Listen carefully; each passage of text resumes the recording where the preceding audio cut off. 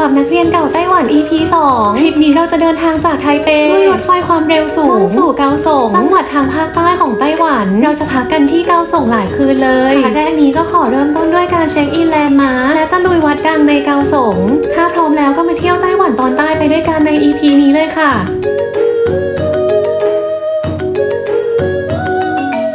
สวัสดีค่ะขอต้อนรับสู่ช่อง NAS Food Journey วันนี้ก็เป็นวันที่3ของทริปเราแล้วนะเราก็กำลังจะออกไปหาข้าวเช้ากินกันแล้ววันนี้เราก็จะเดินทางไปเกาสงแล้วด้วยรถไฟความเร็วสูงที่เราจองไว้รอบประมาณเที่ยงครึ่งก็โรงแรมเราให้เช็คเอาท์ประมาณ11โมงตอนนี้9โมงแล้วเดี๋ยวเราออกไปกินข้าวเช้าแล้วก็เดินเล่นอะไรนิดหน่อยเดี๋ยวกลับมาเช็คเอาท์แล้วก็ค่อยเอากระเป๋าไปที่ไทเปเมนสเตชันเนาะต้องเผื่อเวลาไว้นิดนึงเพราะว่าไทเปเมนสเตชันมันใหญ่มากทางเดินต่างๆก็ค่อนข้างงงขนาดคนที่อยู่มานานเอาจริงก็ยังงงนะไทเปเมนเนี่ยคือเที่ยงครึ่งถึงที่นู่นประมาณ2โมงนิดๆก็แบบชั่วโมงครึ่งเองเร็วมากเกาสงเป็นจังหวัดเกือบจะใต้สุดของไต้หวันนะถ้าใต้สุดชื่อจังหวัดผิงตงนะคือใต้สุดเลยเมืองที่ใหญ่อันดับ2ในไต้หวันก็เรียกว่าเป็นเมืองใหญ่ที่สุดทางใต้นั่นเองนะก็จะมีรถไฟฟ้าเหมือนที่ไทเปเลยแต่ว่ามีแค่3 สายนะนี่เราก็กำลังจะเดินไปร้านอาหารเช้ากันเป็นร้านคล้ายๆเมื่อวานเป็นแบบสไตล์น้ำเต้าหู้ต่างๆแต่ว่าร้านนี้มันเป็นร้านเชนนะชื่อร้านซื่อไห่โต้เจียงคล้ายๆร้านที่ชื่อว่าหยงเหอก็จะเป็นร้านอาหารเช้าที่เป็นร้านเชนของที่นี่ก็คือมีหลายสาขาแต่ว่าร้านเมื่อวานฟู่หังโต้เจียงที่เราไปกินมันเป็นร้านที่มีสาขาเดียวเดี๋ยวไปให้ดูเปรียบเทียบระหว่างร้านแบบ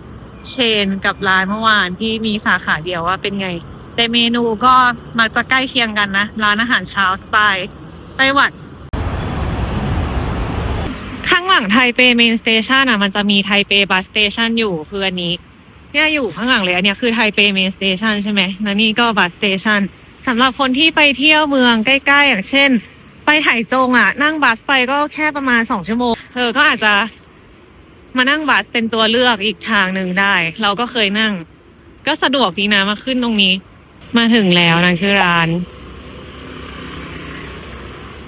ชื่อว่าซื่อไห่โต้เจียงเขาก็จะมีเมนูให้ตรงนี้นะแล้วก็หยิบใบเนี้ยมาติ๊กเมนูมีภาษาอังกฤษอยู่ต่อคิวเข้าไปในร้านที่นั่งก็ดูเยอะเหมือนกันนะด้านในสาขานี้อันนี้คือที่เราสั่ง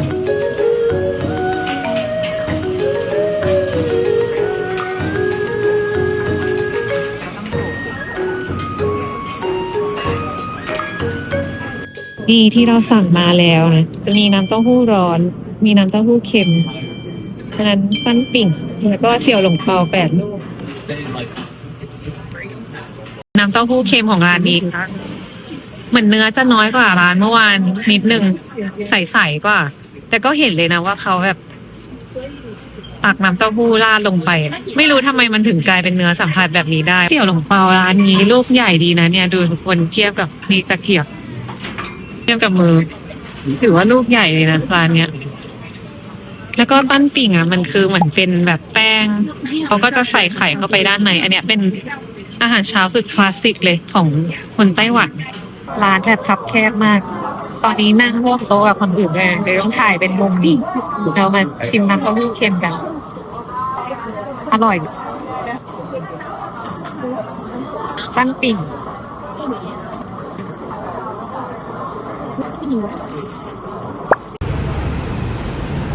ข้างๆร้านอาหารเช้าที่กินมีมิวเซียมพอดีอันนี้เป็น Museum of Contemporary Art ไทเปนะหรือว่าโมคาไทเปนี่ป้ายเขาเผื่อใครมาเดินได้เปิด10 โมงพอดีเลยเมื่อกี้มีคนมารอก่อนเปิดด้วยแถวเนี้ยก็อยู่ใกล้ๆที่พักเรานั่นแหละเดี๋ยวเราก็เดินเล่นเผื่อซื้อของขนมอะไรไปกินบนรถไฟความเร็วสูงด้วยนะ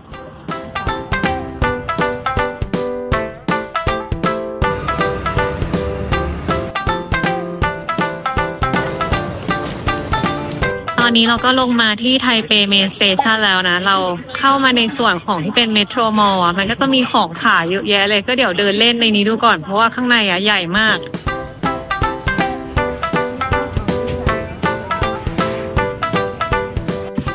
อันนี้คือข้าวกล่องรถไฟของไต้หวันนะ อันนี้คือสัญลักษณ์รถไฟ มีอะไรน่าสนใจไหม เราขึ้นมาส่วนของ Station Front นะ น่าจะเป็นไทเปเมนที่หลายๆคนอ่ะ คุ้นตาเพราะว่าเนี่ยมันคือส่วนนี้ แล้วก็ฮอลล์ตรงกลางฮอลล์ใหญ่ๆอ่ะ ที่มันจะมีนาฬิกาอยู่ตรงกลางอ่ะ ก็คือฮอลล์ตรงนี้ ส่วนเมื่อกี้ที่เราอยู่อ่ะมันเป็นมอลล์ข้างล่างนะอุ้ยวันนี้กลางฮอลล์เขามีอะไรกันไม่รู้ว่าคนเยอะเลย แล้วก็แบบเหมือนกั้นทางไว้ให้คนนั่ง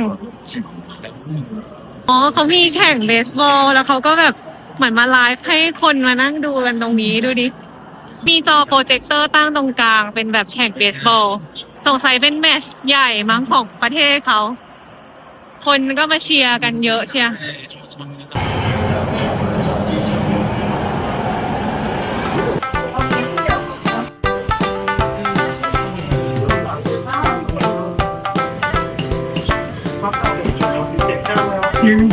นี่คือทางเข้า HSR นะทุกคน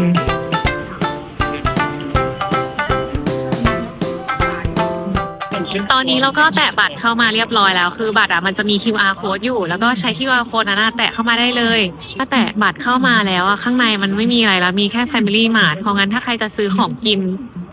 ก็ให้ซื้อจากข้างนอกมาให้เรียบร้อยนะ แล้วก็เข้ามานั่งรอข้างใน แต่ว่าข้างในอ่ะยังมีห้องน้ำอยู่ เขาก็จะมีป้ายบอกแพลตฟอร์ม1กับแพลตฟอร์ม2ของเราเป็นแพลตฟอร์ม1เพราะว่าเราเป็นรอบนี้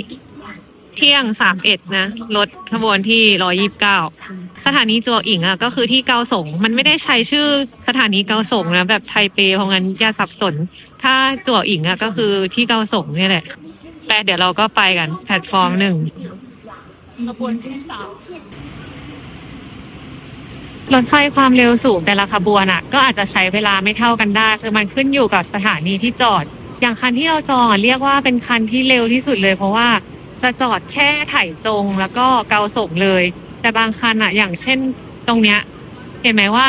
อันบนอ่ะมันจอดไถจงแล้วก็ไปเกาสงเลยคืออันที่เราจะไป แต่อันข้างล่างอ่ะมันจะมีจอดไถหนานเพิ่มมาอีกอันนึงสถานีทั้งหมดที่รถไฟความเร็วสูงจอดอ่ะคือมีตามนี้เลยตั้งแต่ไทเปลงไปเถาหยวนชินจูเหมียวลี่ไถจง ลงไปถึงจัวอิงที่เวเกาสงเพราะงั้นถ้าคันที่มันจอดทุกสถานีอ่ะมันก็จะใช้เวลานานที่สุด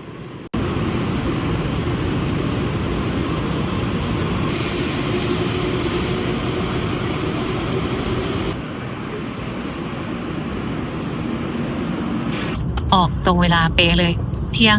31อันนี้ข้าวกล่องรถไฟที่เราซื้อมา เป็นไก่ อันนี้คือข้าวแบบสไตล์ไต้หวันแท้ๆเลย สมัยเรียนอะมันก็จะมีแบบเนี้ยคือให้เลือกเนื้อได้เราจะเลือกเครื่องเคียง3อย่าง แต่ว่าเนี้ยเขาใส่มาให้แล้วเป็นเซตของมันก็คือมีถั่วงอกมีผักมีไข่ฟีลลิ่งแบบข้าวแกงบ้านเรา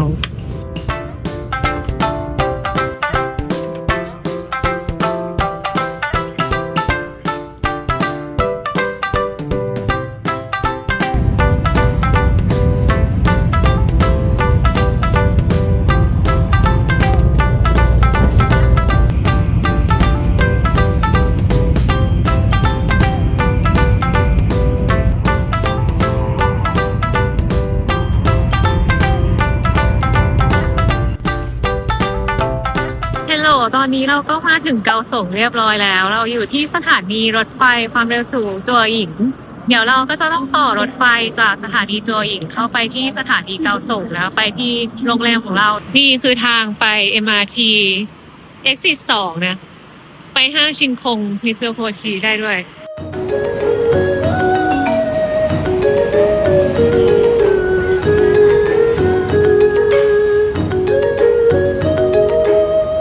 รถไฟฟ้าใต้ดินที่เกาสง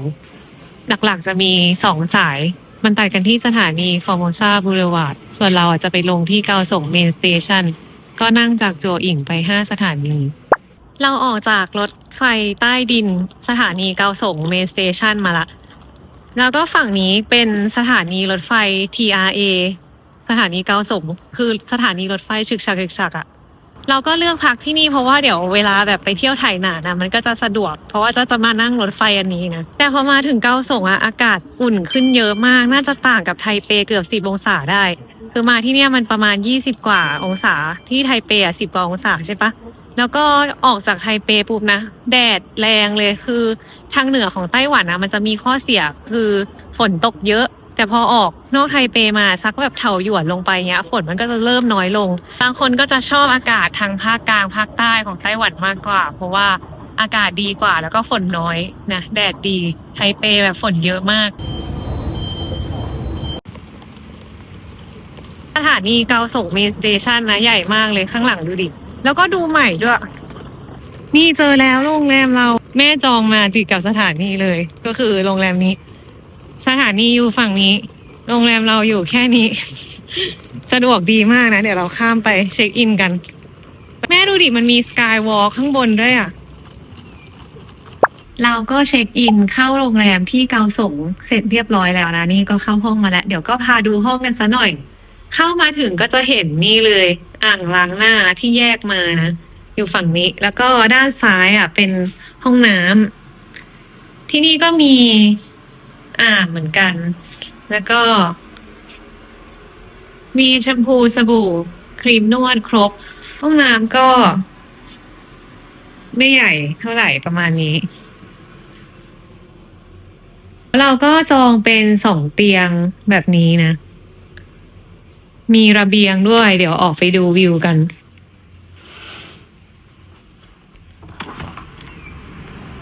นี่ห้องเราได้ห้องหันมาทางสถานีเกาสงเลย อันนี้ก็คือสถานีเกาสงเมนสเตชันที่เรานั่งรถไฟใต้ดินมาแล้วเราก็เนี่ยเราเดินมาทางนี้มาข้ามทางม้าลายตรงนี้เลยมาโรงแรมห้องเราก็อยู่ชั้น5นะพอมามองจากมุมสูงแล้วส่วนนี้เขาก็ดูทำดีเหมือนกันเนอะมีแบบชั้นรูฟท็อปด้วยอ่ะตอนนี้3:30แล้วโรงแรมเขาให้เช็คอินได้3 โมงพอดีเดี๋ยวเราก็เข้าห้องมาวางของแล้วก็จะออกไปสำรวจเกาสงกันวันนี้ก็เป็นวันแรกที่เกาสงเลยเราก็จะอยู่ที่นี่กันทั้งหมด5 คืนเลยโรงแรมเนี้ยจองมาก็ประมาณเกือบ12,000เฉลี่ยก็คืนละประมาณ2,000นิดๆโรงแรมที่เกาสงอะถือว่าถูกเพราะว่าเนี้ยติดกับสถานีเลยนะแล้วก็เป็นหนึ่งในสถานีหลักของเกาสงด้วย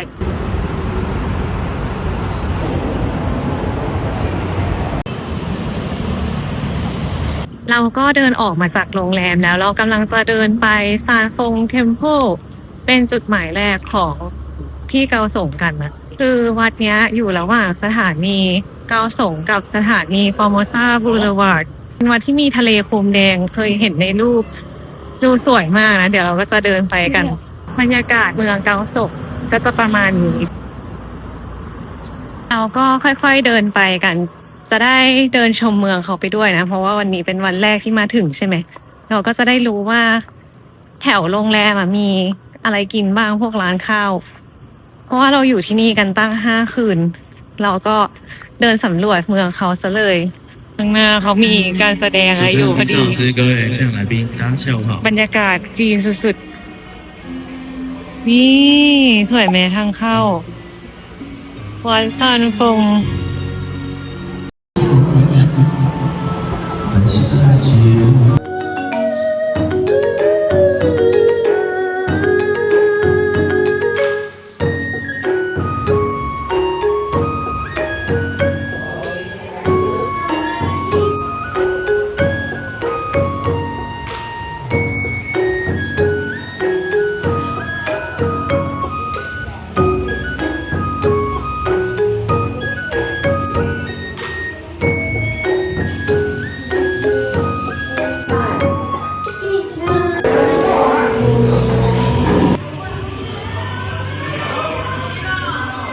กำลังมีพิธีอะไรสักอย่างพอดีเลยแบบเรากำลังจะเดินออกแล้วเขาก็เข้ามากันเป็นขบวนเราก็เลยหยุดดู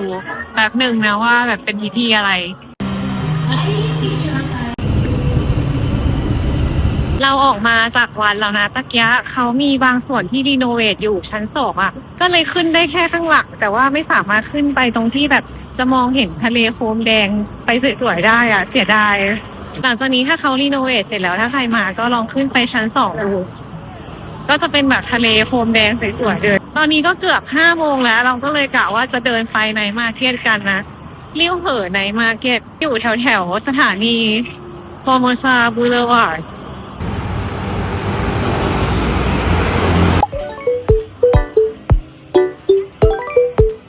เรา เราอยู่ในสถานีฟอร์โมซาบูเลวาร์ดนะพอดีเรามาแวะเข้าห้องน้ำแล้วก็เลย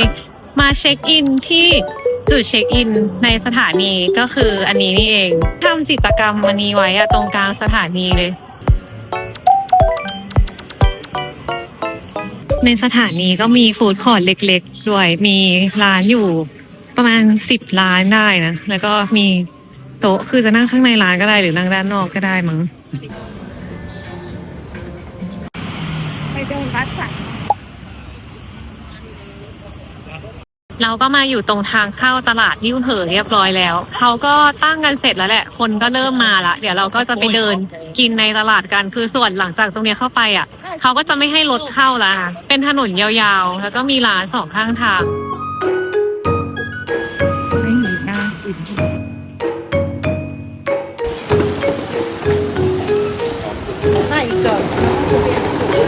มาแล้วที่เราสั่งเป็นหอยนางรมจานหนึ่งนะแล้วก็กุ้งจานหนึ่งกุ้งมาเรามาชิมหอยทอดกันนี่ให้ดูนี่ทอดมาแบบร้อนๆเลยมาชิมกุ้งกันบ้างนะอร่อยซอสหอยทอดไต้หวันอ่ะมันจะเป็นแบบนี้แหละมันจะใสๆหน่อยนะแล้วก็ไม่ได้รสเค็มเท่าที่ไทยก็เนี่ยนี่เราก็มานั่งอีกร้านหนึ่งแล้วนะเป็นร้านของทอดคือโต๊ะตรงกลางอ่ะมันจะเป็นของแต่ละร้านต้องดูด้วยว่าเป็นของร้านไหนตอนนี้หลัง6 โมงแล้วคนก็เริ่มเยอะแล้วคึกคักเลยอ่ะจริงๆโชคดีนะที่เราอ่ะมาก่อน6 โมงเพราะว่าตอนนี้บางร้านก็เริ่มมีคิวละมีคนเริ่มเยอะกว่าตอน5 โมงกว่านะอันนี้ที่แม่สั่งเป็นปูทอดกับกุ้งทอดเดี๋ยวท่านดูแล้วเขาบอกว่ากินได้เปลือกแล้วกินได้บ้านเราไม่กินเนื้อเปลือกอันนี้ที่เราสั่งเป็นปลาหมึกทอดทั้งตัว170ให้หอมใหญ่มาด้วยกินกันอร่อยโรยพริกไทยนิดหน่อยแล้วก็จะมีรสชาติของมันไม่ต้องจิ้มเลยคือทอดกรอบดีแล้วก็ปลาหมึกเนื้อดีสดอันนี้ส่วนหนวดกลางคืนแล้วคือคักเลยคนน่าจะเริ่มมาสักแบบ6 โมงกว่าทุ่มหนึ่งเนี่ย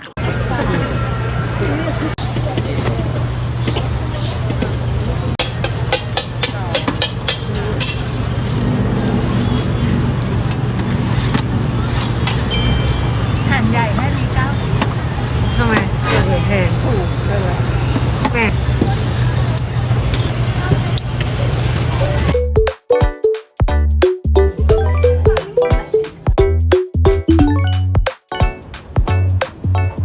สวัสดีตอนเช้าค่ะทุกคนตอนนี้เราอยู่ที่ห้องอาหารเช้าของโรงแรมนะวันนี้ก็เป็นเช้าอีกวันหนึ่งแล้วที่เกาสง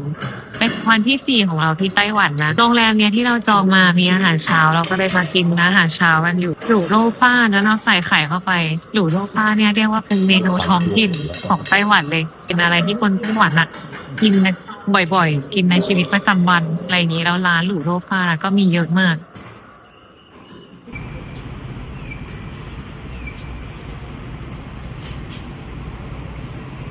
เราออกมาจากโรงแรมแล้วเดี๋ยววันเนี้ยเราจะไปเที่ยววัดฝอกวงซานกันซึ่งเป็นวัดชื่อดังในเกาสงแต่ว่าเป็นวัดที่อยู่นอกเมืองอ่ะคือต้องออกนอกเมืองไปประมาณเกือบชั่วโมงหนึ่งซึ่งเราอ่ะจะนั่งรถใต้ดินกลับไปที่สถานีจัวอิงเป็นสถานีที่เมื่อวานอ่ะเรานั่งรถไฟความเร็วสูงมาใช่ไหมแล้วจากสถานีจัวอิงอ่ะต้องนั่งรถบัสต่อไปประมาณ40 ถึง 50 นาทีอยู่ตรงเนี้ยสะดวกดีข้างๆสถานีรถใต้ดินเลยจริงๆวัดฝอกวงซานก็เป็นวัดที่เรายังไม่เคยไปเหมือนกันเพราะว่าเป็นวัดที่อยู่นอกเมืองใช่ไหมแล้วมาเกาสงก็ไม่ได้แบบไปไกลขนาดนั้นก็อยู่เที่ยวอยู่ในตัวเมืองพองานครั้งเนี้ยก็จะเป็นครั้งแรกที่เราไปวัดฝอกวงซานเหมือนกันนะซึ่งวัดฝอกวงซานเปิดตั้งแต่9 โมงถึง6 โมงแล้วก็ปิดวันอังคารระวังนะเพราะว่ามีวันปิดด้วยที่เกาสงนะก็ใช้บัตร Easy Card หรือ iPass ได้เหมือนไทเปเลยทั้งขึ้นรถใต้ดินแล้วก็ขึ้นบัสแต่เราก็ใช้ใบเดิมออกจากสถานีรถไฟนะมาข้างๆก็จะเป็นป้ายรถบัสเลยเนี่ยมันเรียงกันหลายป้ายเราก็ดูว่าป้ายไหนที่ไปวัดฝอกวงซานแล้วก็มาต่อคิว เราขึ้นบัสมาเรียบร้อยแล้วนะเหมือนว่าบัสอะเขาจะไม่ให้ยืนเป็นบัสแบบคล้ายๆรถทัวร์อย่างเงี้ยเมื่อกี้มันก็มีคนที่ขึ้นไม่ได้เพราะว่าคิวอะยาวมากเมื่อกี้คนขับเขาก็บอกว่าเหลืออีกกี่ที่อะไรเงี้ยแล้วคนก็ขึ้นมาคือเหมือนถ้าไม่ได้นั่งอะเขาก็จะไม่ให้ขึ้นให้รอคันถัดไปบรรยากาศรถ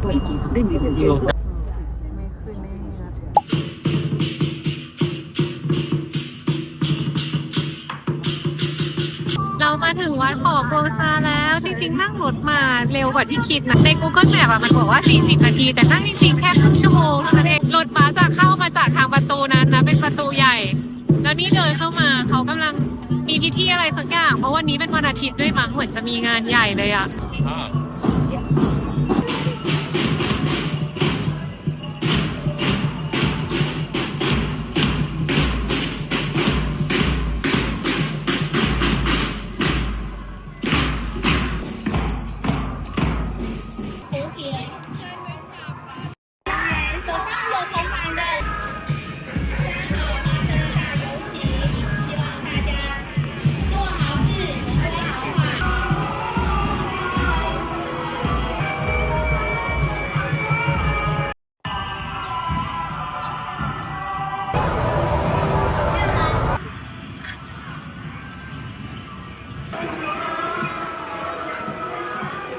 เราเดินเข้ามาในฮอลล์นะจากทางเข้าที่เราเห็นเมื่อกี้พอเราดู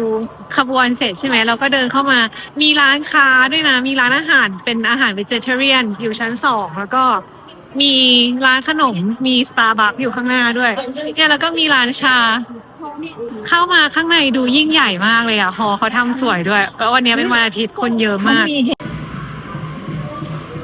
ตึกเนี้ยเขาเขียนว่าฝอพวงซานบุตดามิวเซียมแล้วตัววัดน่าจะอยู่ด้านหลังก็เห็นตัววัดแล้วทุกคนออกมาจากส่วนมิวเซียมนี่เดี๋ยวเราถ่ายให้ดูนี่อันนี้เลยคือรูปที่เห็นตามแบบโบรชัวร์ท่องเที่ยวจังหวัดเกาสงก็คือจะเป็นพระพุทธรูปองค์ใหญ่นะอยู่ตรงกลางแล้วก็จะมีเจดีย์อยู่2ข้างทางแต่ว่าถ้าจะให้เห็นมุมนั้นเราว่าน่าจะต้องถ่ายจากมุมสูงเห็นไหมเจดีย์ที่อยู่2ข้างเพราะว่าข้างเนี้ยก็มีคือถ้าอยู่ตรงกลางแล้วถ่ายไปก็จะเห็นเป็นเจดีย์2ข้างพอดี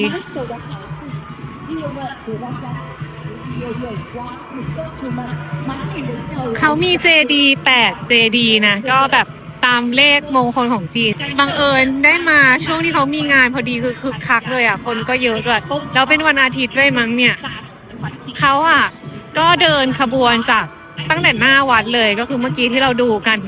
จากทางเข้าวัดที่เราลงรถเลยแล้วก็ขบวนก็เดินมาเรื่อยๆจนมาถึงหน้าพระพุทธรูปเราจะเดินไปไหว้พระพุทธรูปกันก่อนพระพุทธรูปองค์ใหญ่ที่อยู่ด้านหน้าแต่ว่าทางขึ้นไกลพอควรเลยดูดิเพิ่งจะได้ครึ่งทางเองแล้วมันเป็นทางขึ้นเนินนิดๆด้วยเหนื่อยอยู่เหมือนกัน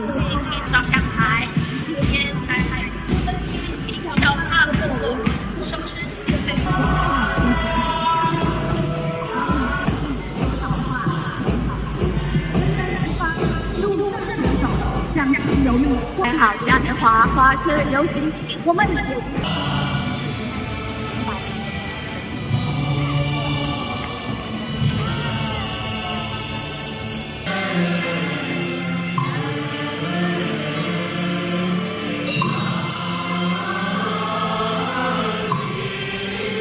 ตรงนี้ชั้น3นะสามารถออกมาดู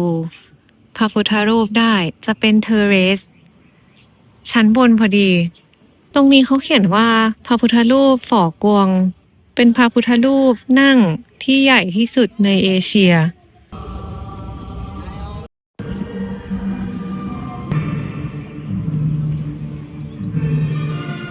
เดินมาถึงด้านหน้าของพระพุทธรูปนะก็จะเห็นเจดีย์8เจดีย์เห็นไหมด้านหลัง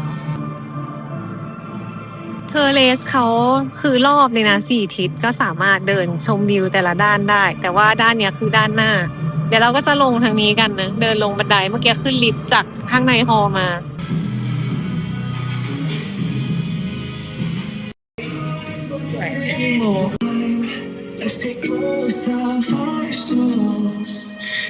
วัดนี้ใหญ่มากนะทุกคนคือ เหมือนเขาจะแบ่งเป็นสองส่วนก็คือโซนด้านหน้าเป็นส่วนของมิวเซียมแล้วก็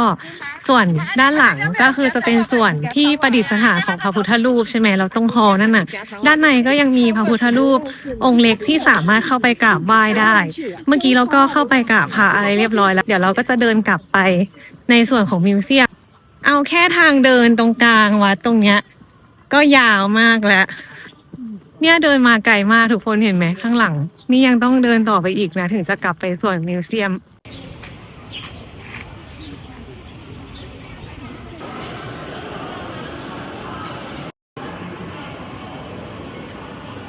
เรากลับมาที่ป้ายรถบัสแล้วนะคือมันจะมีสองป้ายตอนขาลงอ่ะเราลงป้ายด้านหลังอันนี้ทีนี้ขากลับอ่ะเราต้องมาขึ้นป้ายข้างหน้าแต่ว่าที่ป้ายเขาก็จะมีบอกอยู่ว่าไปทางไหนนะคือถ้ากลับไปทางสถานีจั่วอิงอ่ะต้องมาต่อตรงนี้แต่ว่าถ้าป้ายนู้นอ่ะมันจะไปต่ออีกที่หนึ่งมีอีกป้ายหนึ่งเราก็ใช้เวลาอยู่วัดเนี้ยประมาณแบบชั่วโมงครึ่งได้อยู่นะคือข้างในอ่ะก็มีร้านอาหารชั้นสองอ่ะมีร้านอาหารเวจิเทเรียนที่ดังเห็นคนไต้หวันอ่ะไปต่อคิวกันยาวเลยแต่ว่าพวกเราไม่อยากกินที่นี่นะเพราะคนเยอะมากร้านอื่นๆก็คนเยอะพวกเราก็เลยกะว่าจะกลับไปกินแถวสถานีจั่วหญิงเพราะว่าตรงนั้นก็มีห้างอยู่ตอนแรกที่ต่อคิวขึ้นรถบัสขามาจากสถานีจั่วหญิงอะพอดีเราถามคนไต้หวันข้างหน้าว่าตรงเนี้ยใช่ไปวัดฝอกงซานไหมแล้วอาอีก็ชวนคุยใหญ่เลยคือเหมือนเขาเป็นคนเกาสงนี่แหละ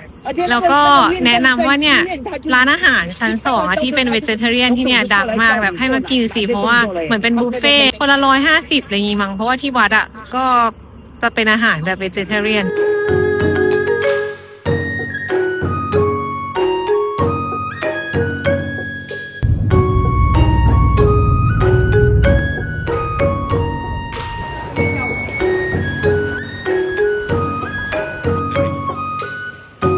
ที่เราสั่งใหญ่มากคือเป็นกระทะร้อนที่มีปลาหมึกกับเนื้ออันนี้แค่269เองอะถูกปะตอนนี้เราก็อยู่ในห้างชินคงมิสึโกชินะเป็นห้างที่อยู่ข้างๆสถานีรถไฟจั่วหญิงที่เราลงรถบัสมาเมื่อกี้ก็เราลงมาชั้นที่2เป็นชั้นฟู้ดคอร์ทถูกมากเลยอะดูดิคือให้ปลาหมึกทั้งตัวเลยก็เป็นเนื้อแล้วก็มีไข่ของแม่ยังไม่ได้นะแม่ไปซื้ออยู่ชิมเนื้อกันก่อนซอสออกหวานๆเค็มๆชิมปลาหมึกกันอร่อยอันนี้ที่แม่ไปซื้อมาชามใหญ่เลยเนี่ยก๋วยเตี๋ยวปลาเหรอ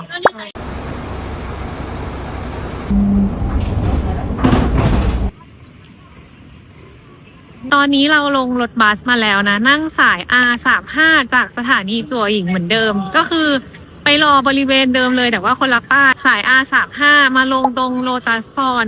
เดินเข้ามานิดเดียวนี่ก็เห็นเจดีนี่แหละเห็นไหมทุกคนเรียกว่าเป็นแลนด์มาร์คหนึ่งของเมืองเกาสงเลยก็ว่าได้นะเพราะว่าตามโฆษณาที่เที่ยวในเกาสงอะเชื่อว่ามักจะเห็นที่นี่คนไต้หวันนะเขามีความเชื่อว่าให้เดินเข้าปากมังกรแล้วก็ออกทางปากเสือจะเป็นการ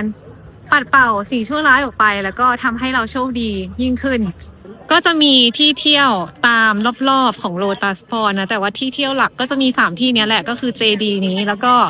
Spring and Autumn Pavilion ที่อยู่ด้านหลังเรานะแล้วก็วัดจั่วหญิงหยวนตี้จะอยู่ใกล้ๆกันหมดเลย3ที่เนี้ยคือเดินหากันได้ทั้งหมดประมาณแบบ15นาทีอันนี้บรรยากาศริมน้ำ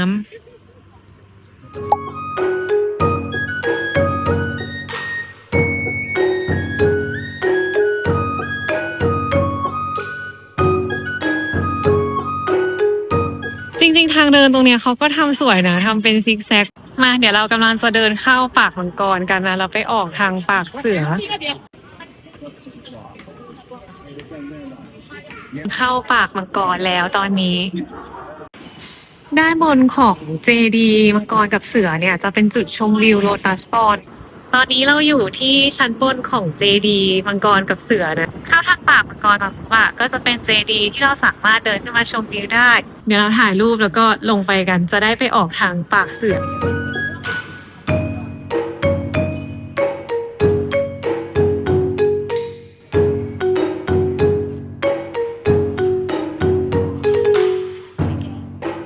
ริมทะเลสาบเขาก็ทำที่นั่งแบบเนี้ยสำหรับคนมานั่งปิกนิกชมวิวได้ที่นั่งดีเหมือนกันเราก็เสร็จจากตัวเจดีแล้วนะเดี๋ยวเราเดินต่อไปที่ Spring and Autumn Pavilion กันก็คือเดินตามทางนี้ได้เลยนะเป็นทางเดินริมน้ำ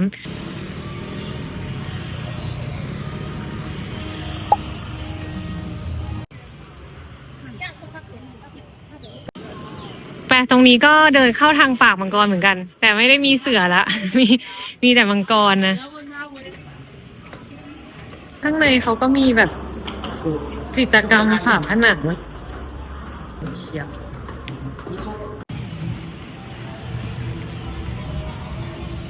เจดีย์อันเมื่อกี้คือเข้าทางปากมังกรออกทางปากเสือใช่ไหมส่วนอันนี้เข้าปากมังกรออกทางหางมังกรเราก็กำลังจะเดินไปข้างหน้าจะเป็นเหมือนศาลาที่อยู่กลางน้ำเลยเขาทำทางยื่นออกไปในสระเป็นทางเดินยาวอยู่นี่ข้างๆมีคนเล่นเรือใบด้วย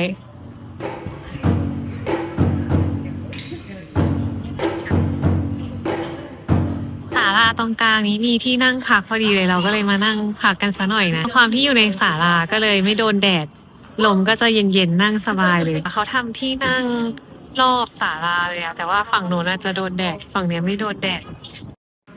แล้วข้างบนก็สามารถขึ้นไปชมวิวได้เหมือนกันทางบันไดบนนี้ขึ้นไป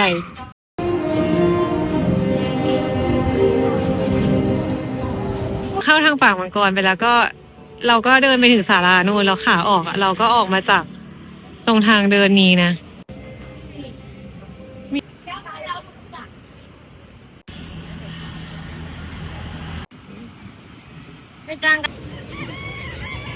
จุดหมายที่3ของเราที่โลตัสพรก็คือวัดจั่วอิงหยวนตี้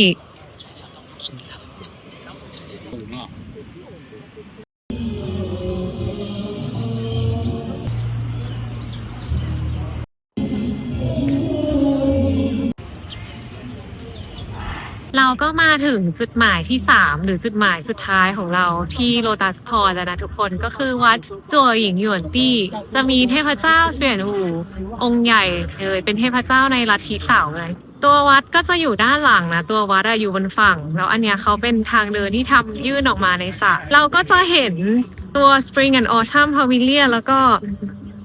ตัวเจดีเสือกับมังกรด้านขวาของเราที่เราเดินมานะอันนี้เป็นเทพองค์ใหญ่เลยเห็นข้างในสามารถเข้าไปได้ศาลา2ข้างก็สามารถขึ้นไปชมวิวด้านบนได้ข้างๆมีทางเดินแบบนี้ด้วย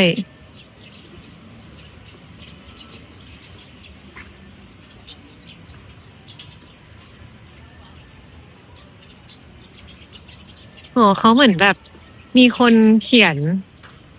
คำขอพรแล้วก็มาติดไว้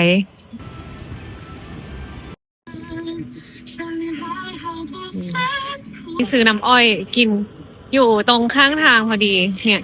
เป็นน้ำอ้อยผสมคำคอดก็คือส้มจีนนะที่ไต้หวันกินกันเยอะมากเลยขามาเราลงรถบัสป้ายนู้นนะเห็นไหมป้ายนู้นตอนนี้เราจะกลับแล้วเราก็ต้องข้ามมาฝั่งนี้แล้วเดี๋ยวเราก็ขึ้นรถบัสกลับกันนะสายเดิมเลย R35 เดี๋ยวกลับไปที่สถานีจั่วหญิงกันแล้วค่อยดูว่าจะไปไหนต่อจะกินอะไรดี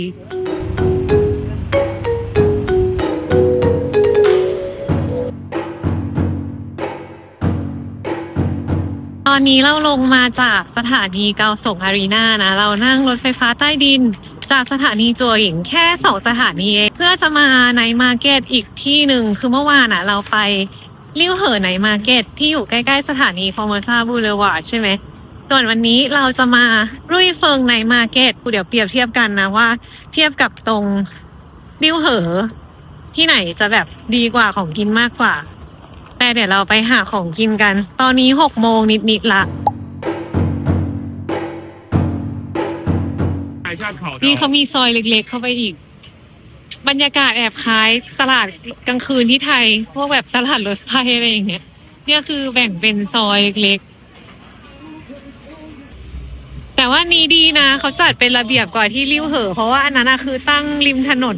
อันนี้คือมันจะเป็นล็อกๆของเขามันก็จะดูเป็นระเบียบดีเรามาซื้อชงโหยวปิ่งนะสแกลเลียนแพนเค้ก หรือแพนเค้กต้นหอม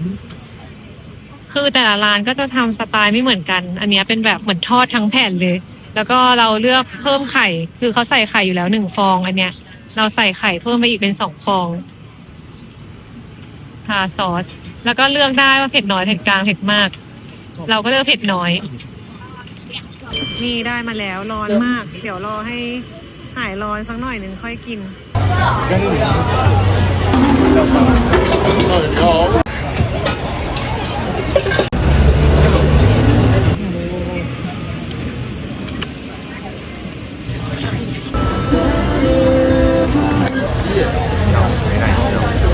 你要胡椒饼看一下哦，三重口。 อร่อยไหมเป็ดแลบ ไม่เคยกิน แต่ดีเนอะเหมือนเป็นหมั่นโถแล้วก็ไส้เป็ดแล้วเขาใส่ผักกับอะไรกรอบๆเข้าไป ปลาทอด เราสั่งปลาทอด เป็นปลาคอร์สมีปลา3 อย่างนะ เราเดินออกจากไนท์มาร์เก็ตมาแล้ว มาอยู่ตรง4 แยก อยากลองสำรวจย่านเกาสงอารีนานิดนึงว่าเป็นไง ย่านเนี่ยก็ดูคึกคักดีนะ แบบดูมีของขายแล้ว เพิ่งเห็นตัวอารีนาน่าจะเป็นอันนี้ แล้วข้างๆน่าจะมีห้างด้วยข้างๆอารีนารุ่ยเฟิงไนท์มาร์เก็ตนะลองมากันได้ ตลาดกลางคืนที่นี่ ก็จบไปแล้วกับ 2 วันแรกของเราในเกาสงวันรุ่งขึ้นเราจะไปเที่ยวไถหนานกันแบบเช้าเย็นกลับซึ่งไถหนานเนี่ยเคยเป็นเมืองหลวงของไต้หวันด้วยค่ะ มาตามไปเที่ยวด้วยกันต่อใน EP หน้านะคะ ถ้าชอบคลิปนี้ฝากกดไลค์ กด Subscribe เป็นกำลังใจด้วยค่ะ